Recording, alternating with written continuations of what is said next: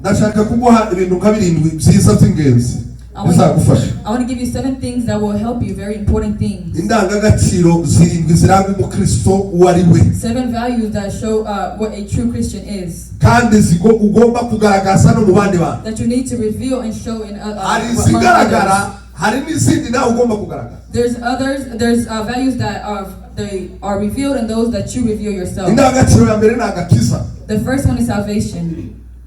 Agakiza, salvation, n'ubuzima Imana yaduhaye.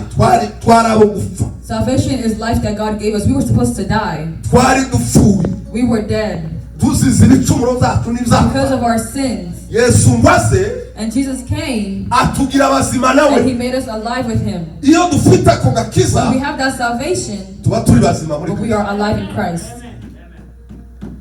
Iyo ni indangagaciro ya mbere. That's the first value. Ufite ubuzima. Whoever has life. Ntabwo yiganyira. They don't worry. Niko batubwiye mu gitondo. That's what they told us in the morning. Ntabwo umuntu ufite ubuzima bwa Kristo. A person that has life in Christ. Wiganyira yibaza ngo ibyo do not worry about tomorrow. Witekereze ibyo. Don't worry about tomorrow. Izo siza. That's not for you. Ibyo bimenya Imana yo. The things of tomorrow only God can take care of. He's the one who gave us life. What's great is that Jesus say that Jesus changed my life. I was dead and now I'm alive. Amen. Let's read the word of God. It's very hard. When we are speaking and not reading the word of God. John chapter 5 verse 24. Only one verse.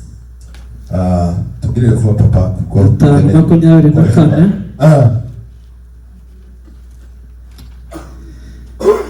nukuri ndababwira yuko yego uwumva ijambo ryanje akizera uwantumye yego aba afite ubugingo buhoraho kandi ntazacirwaho iteka ahubwo aba avuye mu rupfu ageze mu bugingo. Amen.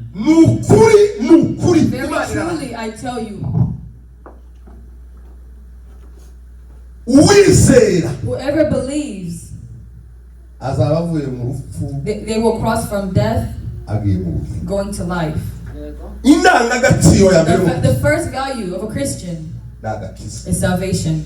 That salvation, when you have that salvation, it is revealed among people or in the people. You don't even have to reveal it yourself. It will be revealed itself. Because you are coming from death and you are alive. God gave you life. The second value is a gift. A gift is something that is within a person and they reveal it or they use it. That gift is something that God has given you, and then you show it or you put it out. You have to show it. You have to use it.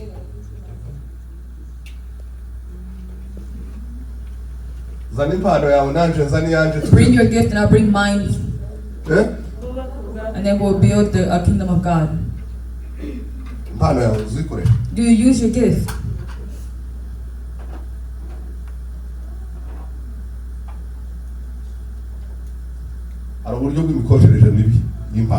There's wrong ways of using your gift. I'm going to say that another time. There's wrong ways to use your gift.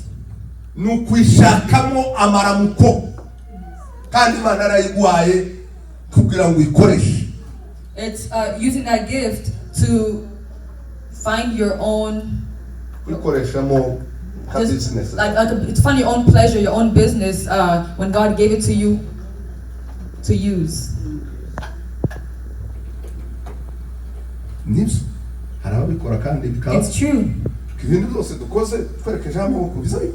Anything that we do, it's possible. But there's a way that we can do it a wrong way.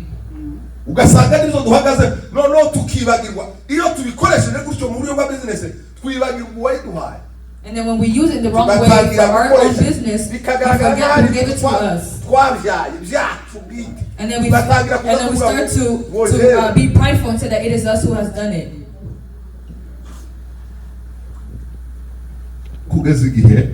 Until the time, the things that are happening this time.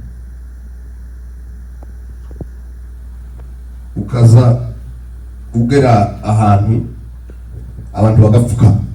Where you get to some place and people are bowing down. And instead of giving God the glory, they give you the glory. If you see you're a Christian and you get to that point in life, you need to go back a little bit. We've come from very far. God brought us from very far. We were dead because of our sins. That gift, use it well. Use it to bring the glory back to God. Use it to lift the glory up to God.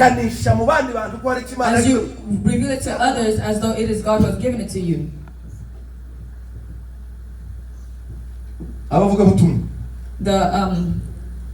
The preachers.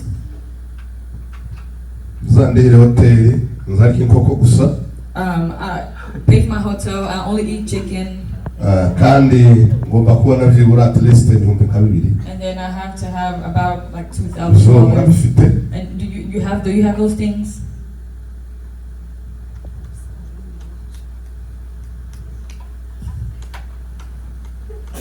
Let's read the word of God. 1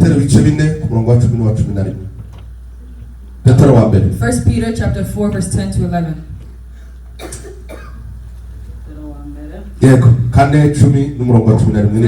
First Peter chapter 4 verse 10 to 11. Biravuga ngo kandi nk'uko umuntu yahawe impano itonde neza kandi nk'uko umuntu yahawe impano abe ariko muzigaburirana kuko bikwiriye ibisonga byiza by'ubuntu abe ariko muzigaburirana muzitange. To serve others. The way that God gave it to you, you need to serve others.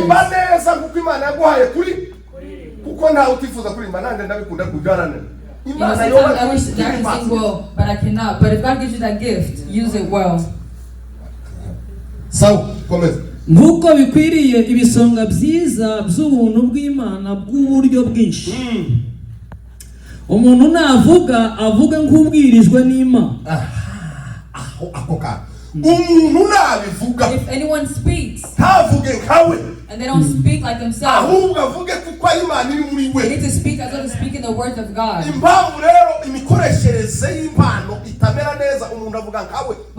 When the gift is not used in the right way, you speak like yourself. Nagabura ibyayo abigabure nk'ufite imbaraga Imana itanga. If anyone serves, when they preach, they need to preach like how God has gave them, not how their own knowledge or their emotions are. No. Kugira ngo Imana ihimbazwe muri byose kubwa Yesu Kristo nyiricyubahiro n'ubutware iteka ryose. Amen. So that he is praised. So that he is praised. To him be the glory. Is that how it is now? Many people have gifts, but instead that glory is their own. That glory becomes their own.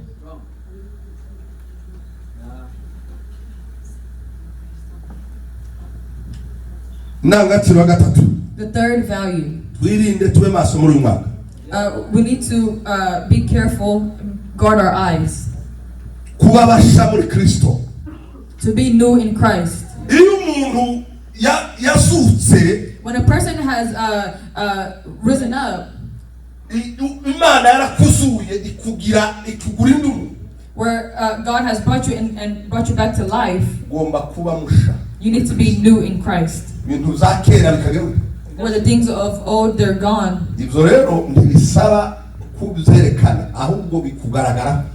it doesn't require you to show it yourself, but it will be shown. That value, you don't use your own power. But what happens is you change, and then people will see you and they see that you have changed. But is that how it is now? 1 Corinthians. Sorry. 2 Corinthians chapter 5 verse 17. Verse 17. 2 Corinthians chapter 5 verse 17. gatanu icumi na karindwi Abikorinto ba kabiri. Yego. Haravuga ngo umuntu wese iyo ari mu Kristo aba ari icyaremwe gishya. Ibya kera biba bishize, dore byose biba bihindutse bishya. Amen. Iyo ndangagaciro. That value. Nukuvuga ngo ugomba kuba It said that you have to be a new creation. You have to be new. Those that know you, they will see that you have changed. You're not the same as how people knew you. But instead you change. And when people see you, they see that you have changed. You're new. The fourth value. Mercy or forgiveness. That is something that you do to give forgiveness or to forgive and to also ask for forgiveness. That requires us to use our strength to forgive and to ask for forgiveness. Two things.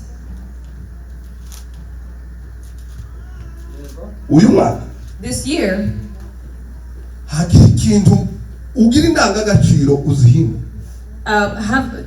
to change your values.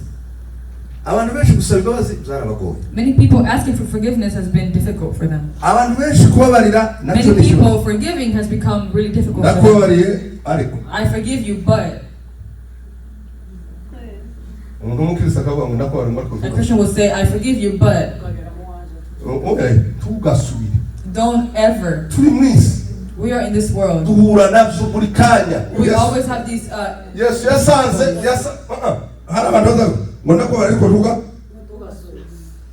people say that I forgive you, but don't do it ever again.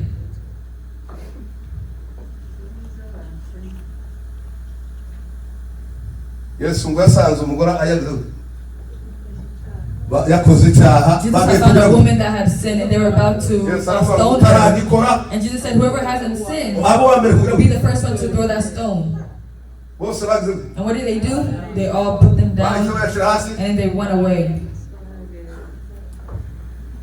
The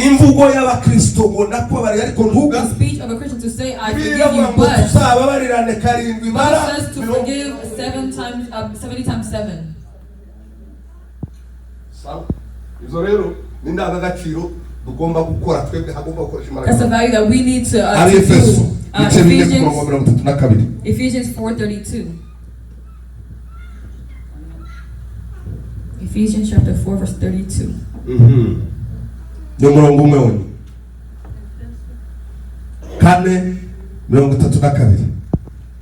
Ephesians 4:32. Kana 32 haravuga ngo mugirirane neza, mugirirane imbabazi, mubabarirane ibyaha, kuko Imana yabababariye muri Kristo. Amen. There's two powerful words in there. Words 3. The first is a commitment that we have to have with one another. The second is something that God tells us that we need to do. To be kind. And then be compassionate and with one another. And forgive. Just as Christ God forgave you. Just as Christ God forgave you. He took that time and He forgave us. And that death, we were supposed to die, but He lifted us up and then He forgave us.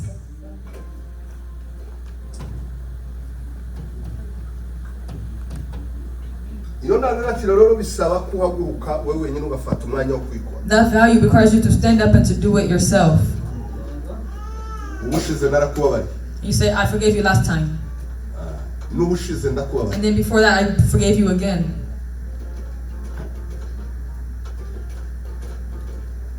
But you don't count all the things that God has forgiven you, to the point where He shed His blood. But for you to just say it with your words.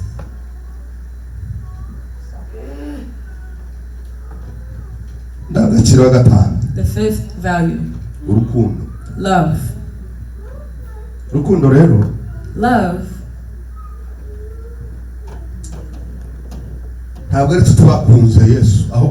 was not us who loved Jesus first, but instead He loved us. He loved us first. And then He gave Himself for us. And because of His that sacrifice, then we were able to love Him as well.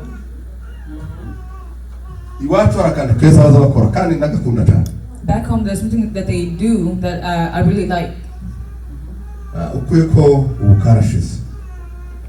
Well, nowadays is gone away. A person that has borrowed you something or gifted you with something.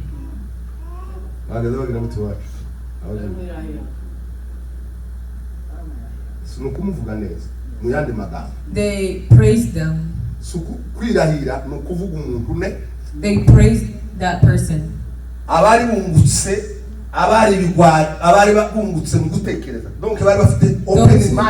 Those who had an open mind. If you did good to somebody, they would praise you. If they did something for them. And because they did that they keep that kindness that they had.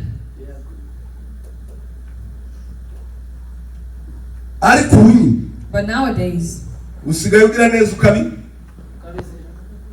do good and you're punished for it. And many people, they go with wounds of just being kind. When you are kind to somebody, and then someone will stop you and say, no, you're in my business too much.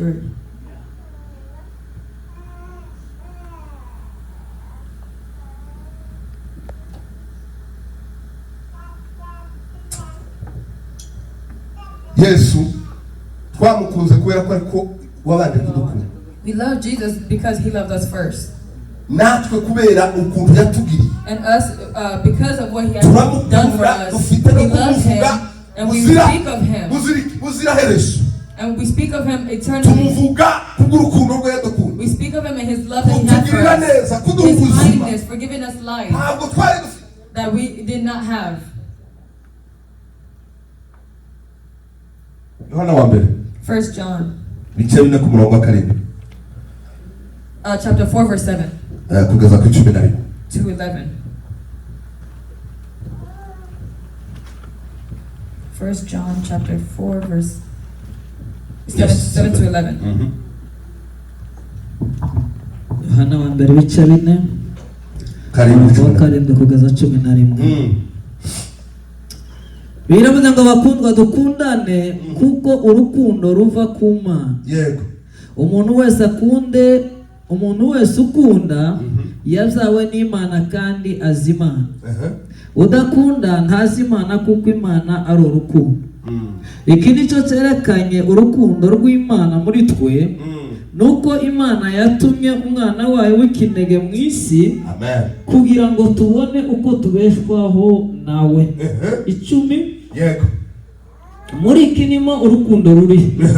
Suko twebwe twakunze Imana, ahubwo nuko Imana ari yadukunze igatuma umwana wayo kuba impongano y'ibyaha byacu. Hallelujah.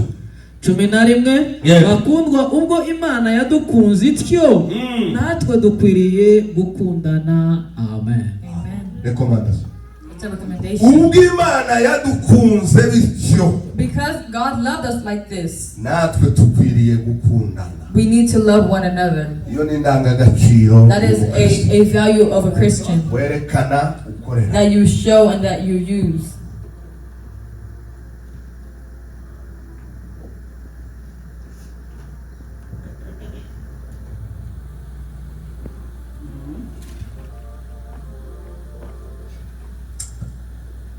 Indangagaciro gatandatu. The sixth value, kunesha ubutsinzi. to have victory. Kunesha To have victory indangagaciro iranga umukristo. is a value of a Christian. Buri gihe ugomba kuvuga ko uri umutsinzi. Every day you need to say that I have victory. Yesu yaranesheje. That Jesus, he had victory. yarangije He byose. defeated everything. ugendera mu butsinzi. And now I'm walking in victory. njyama mu butsinzi. That word of victory. kandi nzahorana ubutsinzi. And I will always have victory. ariko hano But here, abantu abakristo benshi bari mu gutsindwa n'urugamba rutaraza. ataranarwana n'intambara akaba yumva. they become defeated even before the battle comes. uwatuneshereje uwatwitangiye yaratsinze. The one who gave himself for us, he has victory, he has won. tukaryama mu We need butsinzi. to walk in victory and sleep in victory and kuko sleep in Yesu victory. yamaze yarangije Because byose Jesus has finished everything ku musaraba. on the cross. yaravuze ngo byose bira. He said everything is finished. It is finished. ongera dusomere Yohana wa mbere nanone. Let's read again 1 John 5:4 ku murongo wa 5. chapter 5 verse 4 to 5.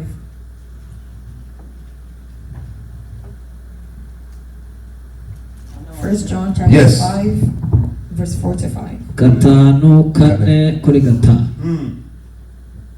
biravuze ngo kuko icyabyawe n'Imana cyose yego kinesha iby'isi. icyabyawe n'Imana mwumve. Whatever has been born of God, twabyawe na Kristo or born of mugakiza. God, yaratuzuye atugira abazima. He made us Yego. alive. tugendana. ubutsinzi. komeza. kandi uku niko kunesha kwanesheje iby'isi ni ukwizera kwacu. ninde unesha iby'isi keretse uwizera yuko Yesu ari umwana w'Imana. Amen. ninde unesha isi? Who is the one that overcomes the world? uwizera The one yuko who Yesu believes Kristo in Jesus Christ ari umwana. as the Son of God. turabatsinze. We are victors. iyo ni indangagaciro uzugenda nubwo That is a value that you walk with no matter what you go through. hari akantu muhire yavuze keza. There's something that Muhira said. iyo abantu bari hano barimo duhitura muzamureka umuntu naguhitura wumva. When someone is speaking, we need to iyo listen. turi hano tuza tureka utuntu tutwongorera. He said, when we are here, we need to stop those things that whisper in our ears. nukuvuga ngo iyo uri muri Yesu When you are in Christ Jesus, ugomba kwimira andi majwi yose n'utundi tuntu twose. you need to shut out all the other voices that you ukavuga ngo hear Yesu and say yarabinesheje Jesus has defeated it, nabyawe nawe and this is what yours as well, and I believe in Him, ndigendera mu butsinzi. and I walk in victory. ntabwo nzatsinda. That I will not be defeated. I naratsinze gusa have barara. victory. It is all ubu finished, nari bigendana. and now I walk in victory. iyo ni indangagaciro y'umukristo. That is a value of a Christian. utegerezwa kuvuga That you need to say, proclaim. Ukatura, You need to ukayihagarara. proclaim and you stand on it. muri confidence You zose. need to stand in confidence. ukazuhagarara And you nk'umutsinzi. stand like a victor. Ukagenda Someone who has nk'umuntu victory. watsinze. As someone who has victory. ibyo uvuze ukabihagarara. And whatever you say, you stand on it. May God bless you. bari batize kumva kuko nanjye mpari n'ubu. May God help you to understand this. irya nyuma rero rya karindwi The rero last one. ihame The rya last, karindwi the seventh one, the seventh value kwera. is to be holy. yes holy. To be holy. kwera. To be holy. kwera. Holiness. petero wa mbere 1 Peter chapter 1, 15-16 verse 15 to 16. bisaba kwitegura. Requires you to be ready, be prepared. bisaba kuba uri tayari mu buzima kumva To ko be ready in life. Kristo yaza akaza agasanga ureba. When Christ comes, he sees that you are holy. iyo ni indangagaciro ikomeye isaba That is a guhagarara value that is very important. It requires you to stand. usome ntabwo nyine. petero wa mbere 1 Peter chapter 1, verse 15 to 16. 15 kugeza 16. ni 20 please. yego tunayirangiriza. Bibiliya iravuze ngo ahubwo kuko uwahamagawe ongera usubiremo neza. Petero wa mbere 1:15-15 ahubwo kuko uwabahamagaye ari uwera nako nashaka yego abe ariko namwe muba abera mu ngeso zanyu zose 16 kuko byanditswe ngo muzabe abera kuko nduwera amen. Uwabahamagaye, the one who has called you, urugero rwiza, a good example, wa wundi watuzungu, the one who lifted us wa up, wundi watugize bazima, the one who made us alive twari dupfuye when we were dead. arera. He is holy. Tugomba kuba bera. We have to be holy. Tugomba kuba urugero. We have to be an example. Tugomba kwitegura. We have to be ready. Tugomba kwirinda. We have to be to protect ourselves, to guard ourselves. Ari umwanya We have to know cyo kwitegura. that it is the time to be ready, to be